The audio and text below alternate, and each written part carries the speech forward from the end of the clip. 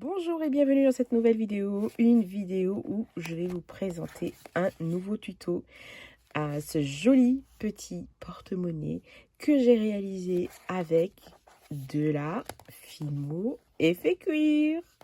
Voilà, alors c'est un petit porte-monnaie bien pratique puisque de ce côté-là, on a le petit jeton pour le caddie et de ce côté-là, on a soit la carte de fidélité, soit la carte de paiement et évidemment à l'intérieur, on range la petite monnaie. Voilà, allez, c'est parti, je vous montre comment j'ai réalisé ce joli petit porte-monnaie. Pour réaliser ce porte-monnaie, je vais bien sûr utiliser la fameuse pâte polymère effet cuir, la pâte Fimo effet cuir. Je ne vous la présente plus. Et je vais utiliser ces trois couleurs qui sont la rouille, l'ocre et le vert olive.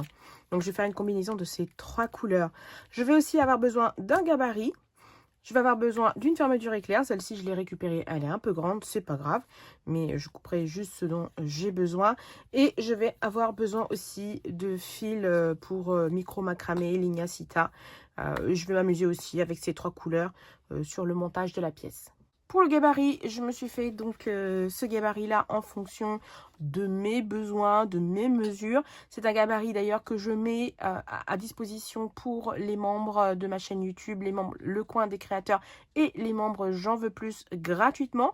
Vous trouverez le PDF dans l'onglet Communauté. Il vous suffira de l'imprimer, de bien vérifier. Vous voyez les petits carrés, ils font à chaque fois un demi-centimètre, donc de bien vérifier que deux carreaux font bien 1 centimètre. Et ensuite, vous l'imprimez deux fois. Vous coupez d'abord le corps du porte-monnaie. Ensuite, la deuxième impression, vous allez couper uniquement que l'emplacement, que la pochette pour la carte bleue. Et ensuite, vous coupez ces deux autres pièces-là. Si vous voulez devenir membre et bénéficier d'un tas d'avantages comme des tutos exclusifs, des live chats ateliers avec moi, des vidéos trucs et astuces, des réductions sur la boutique et tant d'autres, j'en passe, et parfois des gabarits gratuits comme celui-là, allez voir la vidéo qui s'affiche sur votre écran ou cliquez sur le bouton rejoindre sur ma page d'accueil, je vous explique tout comment ça marche. Dans un premier temps, je vais conditionner ma pâte, je vais l'aplatir à la pâte à machine ou à la main. Je vais faire en sorte d'avoir un petit peu moins d'1 millimètre. Je vous montre pas tout ça maintenant, je vous l'ai déjà montré des dizaines et dizaines de fois. Si vous êtes nouveau sur la chaîne et que vous ne savez pas comment faire, je vous invite à aller voir ma playlist justement dédiée à la pâte polymère effet cuir où je vous montre comment la conditionner et je vous en parle vraiment en détail. Donc je vais m'occuper de ça et on se retrouve tout de suite.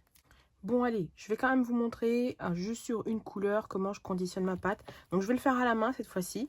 Donc, je vais utiliser juste deux abaisse-langues et un rouleau. Voilà, et je vais venir commencer en fait à travailler un petit peu ma pâte. Comme avec la pâte classique. Voilà.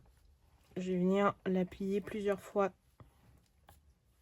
jusqu'à ce qu'elle ait une bonne souplesse. À savoir que mon tapis, ici j'ai un tapis chauffant qui diffuse une chaleur très douce. Et par-dessus, j'ai mis le tapis en silicone de chez Perlenco qui est super pratique. Je l'utilise de ce côté-là pour tout ce qui est pâte polymère et de ce côté-là pour, par exemple, quand je travaille la résine ou pour le montage des bijoux. Voilà, du coup,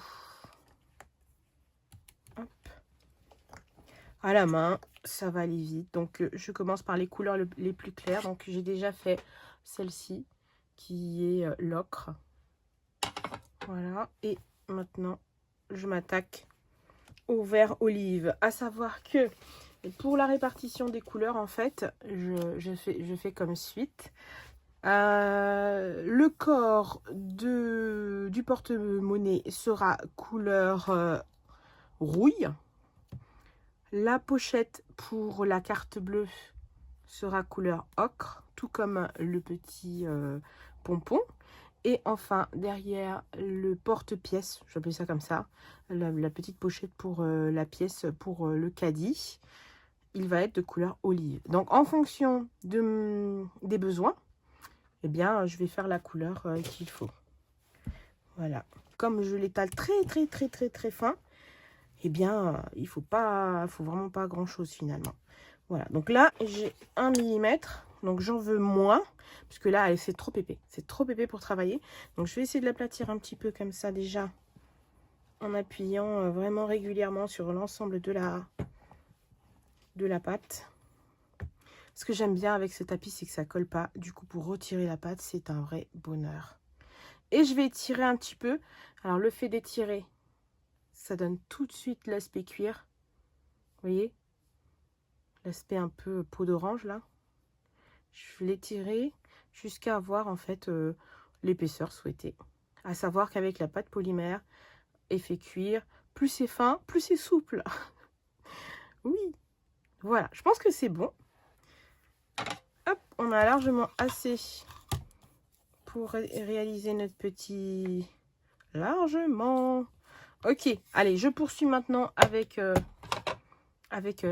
cette pâte, cette couleur-là pour le corps du porte-monnaie. Et on se retrouve tout de suite. C'est vraiment très, très, très fin. Voilà, donc je vais mettre tout ça sur une plaque. Hop. Et je vais venir découper. Super. Oh là là là là là là là. Je vais tirer un petit peu. Déjà, j'ai un petit peu trop de pâte. Je vais venir tirer un petit peu là.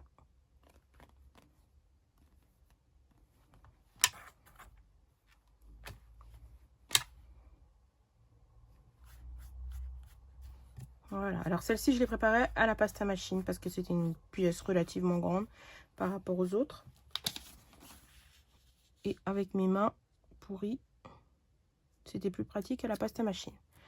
Voilà, donc je vais venir couper tout autour avec mon scalpel et marquer chaque petit trou pour l'emplacement des coutures.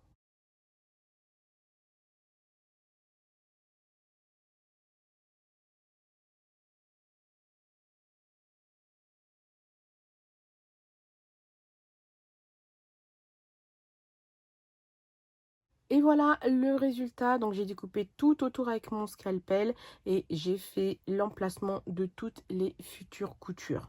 J'ai fait de même pour mes autres pièces. Donc là, c'est pour la carte bleue, la pièce pour le caddie et là, c'est pour le pompon. J'enfourne tout ceci 30 minutes à 130 degrés. Et pour gagner de la place, je vais mettre ici, ici, ici, des petits emporte-pièces pour pouvoir faire un deuxième étage. Et comme ça, je pourrais faire une seule cuisson. Alors, on est à la sortie du four. Tout est chaud. Je vais faire attention de ne pas me brûler. Et en fait... Pendant que c'est encore chaud, bon, j'aurais pu attendre que ça tiédisse encore un peu plus, hein, mais ouais, j'aurais dû peut-être attendre que ça tiédisse encore un petit peu, hein. Et en gros, je vais replier, en fait, voilà, je vais le laisser comme ça. Mais cette fois-ci, je vais le mettre sur une plaque au frais.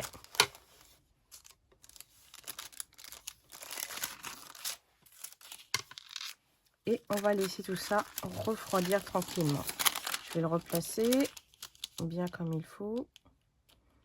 Voilà, comme ça, il s'habitue à sa forme définitive et va refroidir comme ça gentiment. Mes pièces sont maintenant refroidies et comme vous pouvez le voir, c'est extrêmement souple. Voilà, par contre, tous les trous que j'ai faits, il va falloir les agrandir. Et pour ce faire, je vais utiliser Poupette, ma petite poupette. Ma mini berceuse à main et je vais vous épargner ce supplice de me voir percer tous ces trous un par un. Donc c'est simple. Alors par contre, vous pouvez très bien le faire avant cuisson. Vous prenez un poinçon, un pic et vous allez en fait, une fois que vous avez fait toutes les marques, vous allez revenir par-dessus et agrandir tous vos petits points.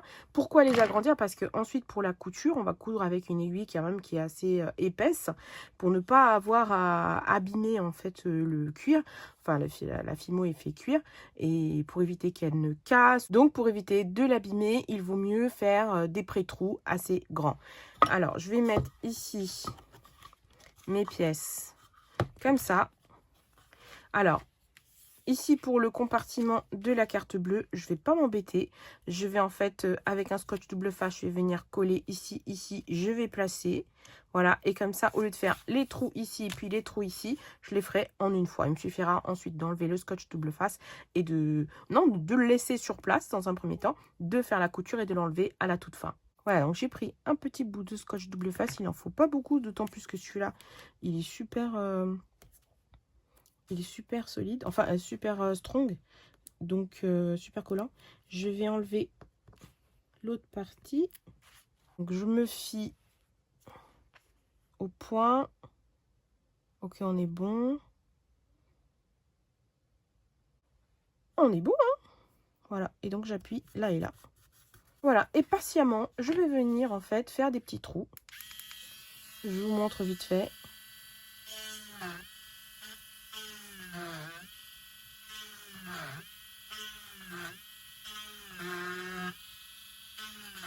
Voilà, et je vais faire ça tout le long. Heureusement qu'avec la mini perceuse, ça va super vite.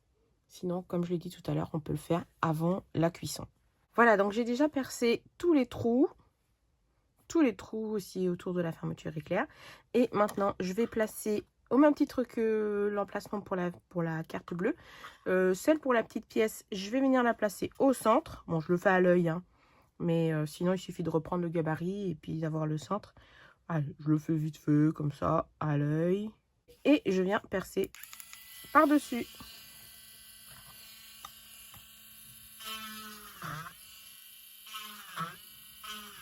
Ça va vite, le perçage avec cette mini perceuse, ça va super vite. En 5 minutes, j'avais même moins de 5 minutes, j'avais déjà tout fait. Pour coudre la fermeture éclair, bon, ça va être vite fait, bien fait. Il va falloir que je sélectionne un bout de fermeture éclair. Fermeture éclair d'ailleurs que j'ai récupéré sur, je crois, un vieux vêtement ou un vieux coussin. Je crois que c'était un vieux coussin. Et en fait, je vais venir placer, déjà voir si je suis bien. Ouais, je suis bien comme ça. Et je vais retourner à partir d'ici. Pour éviter que ça continue à s'effilocher, je vais brûler les bouts. On va voir combien il va nous falloir. On va dire jusque là. Voilà. Et ça va se présenter comme ça. Donc, encore une fois, pour éviter que tout ça ne bouge pendant la couture et qu'on ait vraiment une belle couture, notre ami Monsieur Double Face va nous aider. Oui, tout doux.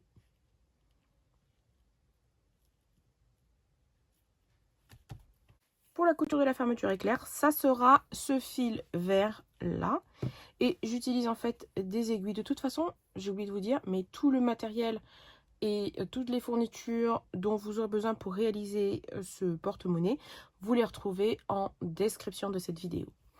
Alors, pour le fil, j'utilise donc, pour la couture, j'utilise 2 aiguilles. Et voici comment je m'y prends en fait pour sécuriser mon fil, qui ne bouge plus et que je puisse coudre tranquillement. Voilà.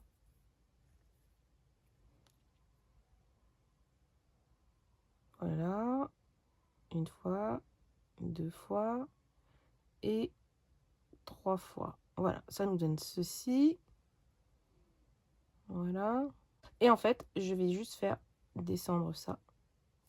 Et voilà, on est prêt pour la couture. Je vais vous montrer la couture en fait, mais je ne vais pas vous montrer toutes les coutures. C'est la même couture, c'est type qui ressemble un peu à la couture cellier. Je vais vous montrer en fait cette couture-là, le début et la fin, puisque bon, la couture, ça reste quand même assez long à faire, mais c'est quelque chose que j'aime bien faire, j'adore faire. Et je vais vous montrer en fait comment je couds ici, et après, ça sera la même chose pour toutes les autres coutures. Alors, on va commencer ici. Oh, c'était limite, hein. Donc, je pique et je vais me mettre au centre du fil.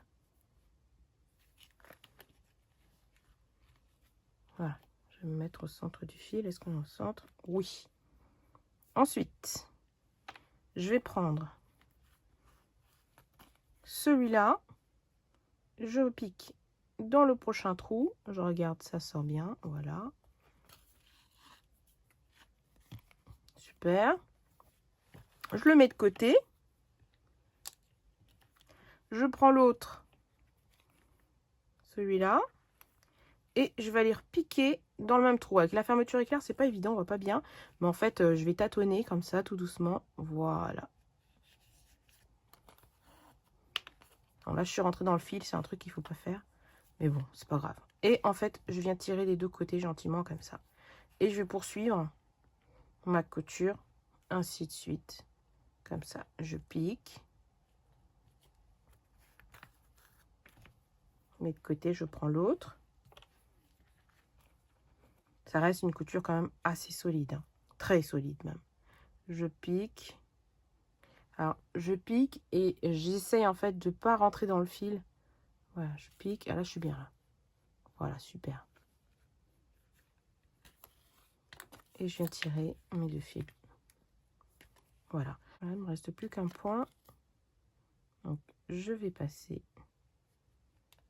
dans le premier trou où j'ai commencé la couture. Je repasse.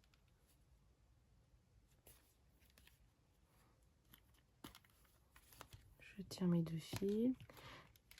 Et là, maintenant, je vais repasser sur un point. Sur le premier.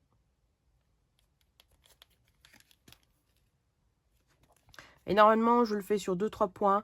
Mais comme ça va être caché à l'intérieur, je vais juste venir nouer mes fils. Comme ça, 1 et 2. Je vais bien serrer. Et je vais venir couper. Je n'ai pas pris le bon ciseau. Et brûler mes fils. Je brûle et j'écrase. Je brûle et j'écrase. Et voilà, la fermeture éclair est cousue. Il ne me reste plus qu'à faire l'emplacement pour la carte bleue, pour la pièce, exactement comme j'ai fait ici. Et ensuite, je vais coudre mon porte-monnaie. Pour la couture finale, c'est simple. Toutes les coutures en fait correspondent. Il suffit juste de commencer d'un côté, que ce soit celui-là ou celui-là, et de coudre comme j'ai fait jusque là sur les autres pièces. Nous voici donc à la fin de la couture et je vais vous montrer comment finir avec un point d'arrêt. Comment finir la couture. C'est très simple.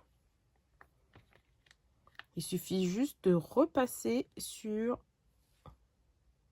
les points précédents. Alors que je trouve le petit trou là, parfait. Voilà, donc je serre. Et en fait, je vais recoudre sur 2 ou 3 points. Je vais reculer en fait sur ma couture avant de couper à ras mes fils et de les faire fondre.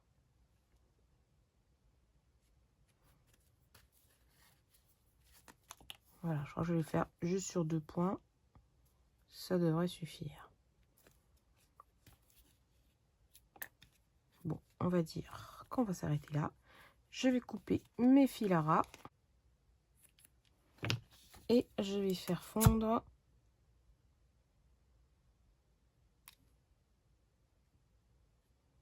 et voilà, petit porte-monnaie est prêt. Il ne reste plus qu'à faire le petit pompon pour la tirette de la fermeture éclair. Je vais tracer un trait à 1,5 qui va me permettre en fait de savoir où m'arrêter. Discret, voilà. Et je vais prendre les ciseaux et je vais venir couper les franges du pompon. Et je m'arrête au trait. Et je fais ça sur toute la longueur du rectangle. Voilà ce que ça donne. Il ne reste plus qu'à enrouler le pompon de cette manière-là. Mais avant, je vais venir y emprisonner, voilà, du fil. Donc je vais faire fondre ce côté-là pour coller le tout. Et je vais faire un nœud. J'ai doublé le fil pour plus de résistance. Voilà. Et en gros, voilà, ça va donner ça. Mais avant, je vais mettre de la colle cyanoacrylate qui va coller instantanément. Donc je vais mettre mon fil et je vais enrouler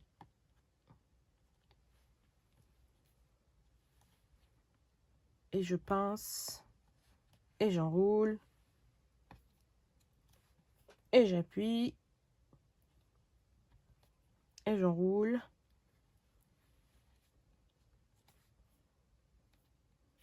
jusqu'au bout.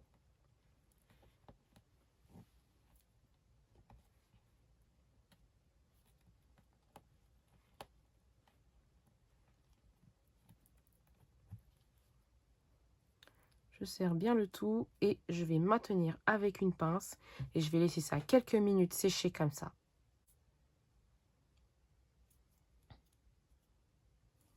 Alors, je vais ouvrir mon pompon pour être vraiment sûr que mon fil reste bien en place. Je vais venir mettre de la colle, voilà, ici. Là, je suis sûre qu'il ne bougera plus. Et voilà, mon pompon a séché, tout est bien collé. Il ne me reste plus qu'à le faire rentrer dans le curseur de la fermeture éclair. Voilà.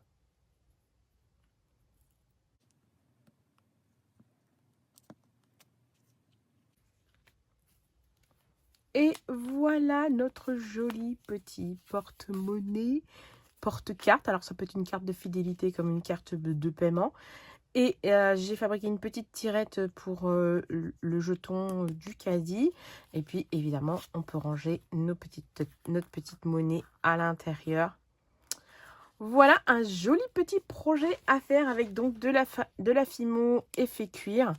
Voilà, il est mignon. Je l'adore, je voulais l'offrir, mais finalement, je crois que je vais me le garder pour moi. Alors, qu'en dites-vous?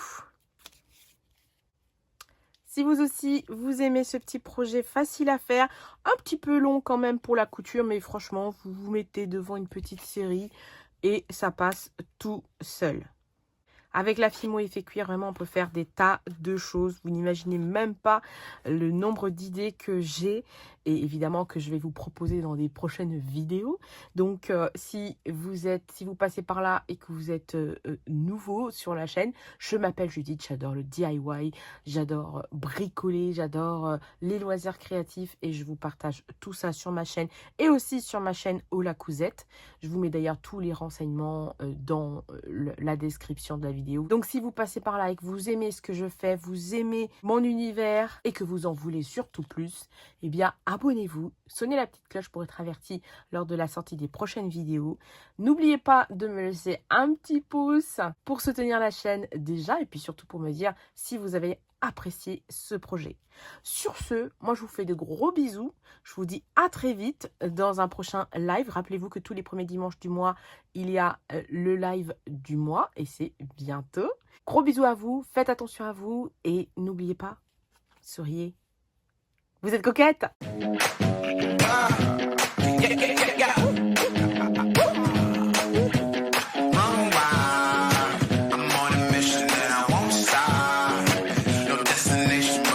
Shot.